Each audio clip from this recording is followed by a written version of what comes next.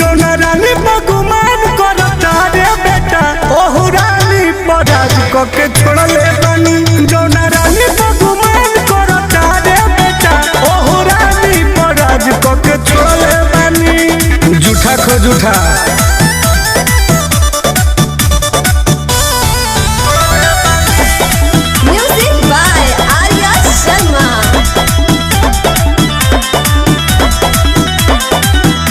जवना से करता रे तेहू तो प्यार रे हम कर पहिल का हम ही रही यार रे।